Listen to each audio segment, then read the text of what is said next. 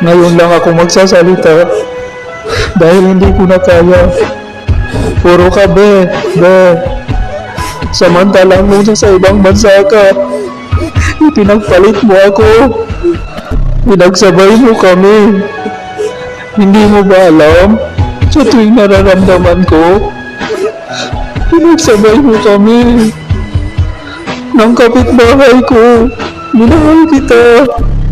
Tapos ngayon, hingi ka ng atensyon, sabihin mo, magbalikan tayo. Mahal na mahal mo ako. Samantalang nung naghihintay ako sa boarding house, ipinagpalit mo ako.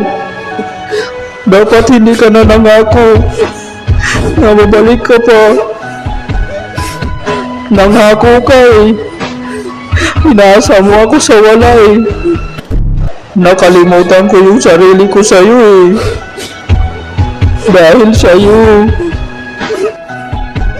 Sinusuyo na sana kita para magbalikan tayo.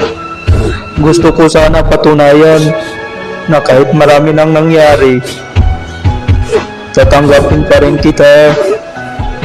Kaso, pinahiya mo ako eh. Tinatakot mo pa ako na ipabarangay mo ako. Pinuntahan kita para sana magkaayos tayo. Para sana magpatawaran tayo.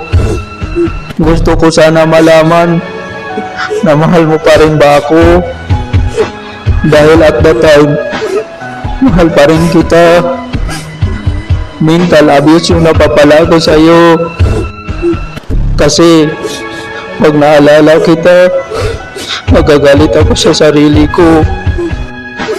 Para sa kaalaman mo, nakamove on na ako. Wala kang kwenta. Gusto ko ipaalam sa'yo na may bago na ako. Iba na ang pangalan ng bago ko ngayon. Sana wag mo na kaming guluhin. Kasi hindi naman kita ginugulo. Pinalaya na kita ng maluwag sa puso ko. Kahit masakit, tinatanggap ko. Kahit hindi ko matanggap, please lang, pakiusap.